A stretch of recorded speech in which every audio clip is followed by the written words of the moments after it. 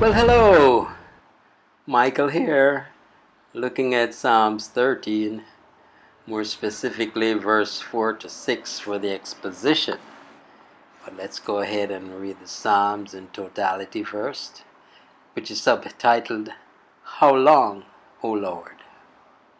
Verse 1. How long, O Lord, will you forget me forever? How long will you hide your face from me? How long must I take counsel in my soul, and have sorrow in my heart all the day? How long shall my enemy exalted over me? Consider and answer me, O Lord my God. Light up my eyes, lest I sleep the sleep of death. Verse 4. Lest my enemy say, I have prevailed over him. Lest my foes rejoice, because I am shaken. Verse 5. But I have trusted in your steadfast love. My heart shall rejoice in your salvation. Verse 6. I will sing to the Lord, because he has dealt bountifully with me.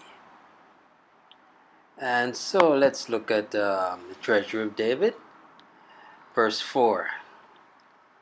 Another plea is urged in the 4th verse, and it is one which the tried believer may handle well when on his knees.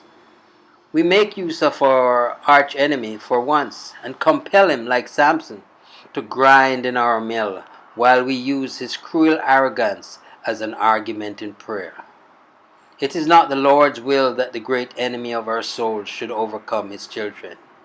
This would dishonor God and cause the evil one to boast.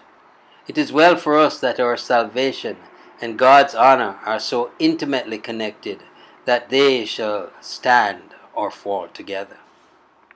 Our covenant God will complete the confusion of all our enemies, and if for a while we become their scoff and jest, the day is coming when the shame will change sides, and the contempt shall be poured out on those to whom it is due. Verse 5. What a change is here! Lo, the rain is over and gone, and the time of the singing of birds is come.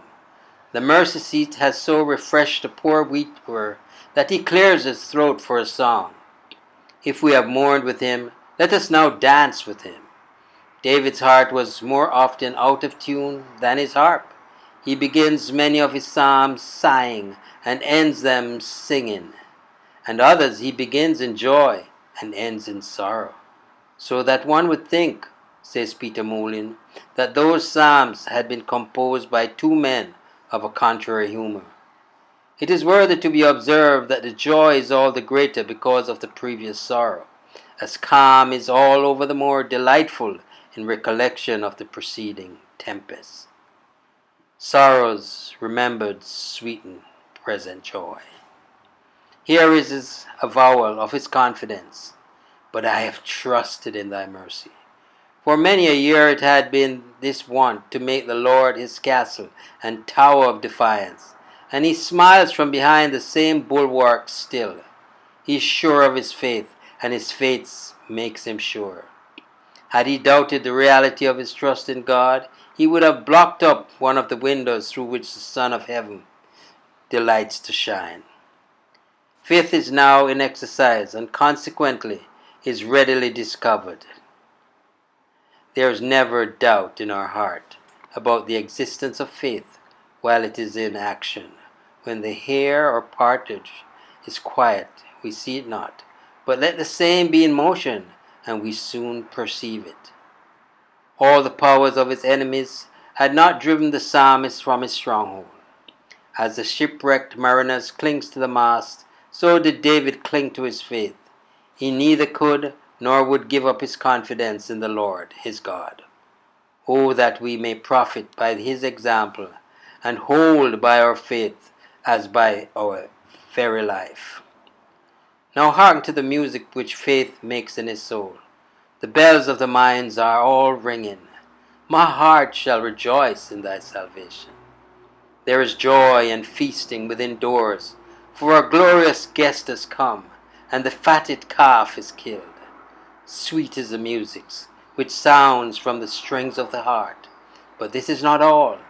The voice joins itself in the blessed work, and the tongue keeps tune with the soul, while the writer declares, I will sing unto the Lord. I will praise thee every day, now thine anger's passed away. Comfortable thoughts arise from the bleeding sacrifice. Verse 6. The psalm closes with a sentence which is a refutation of the charge of forgetfulness which David had uttered in his first verse. He hath dealt bountifully with me. So shall it be with us if we wait a while.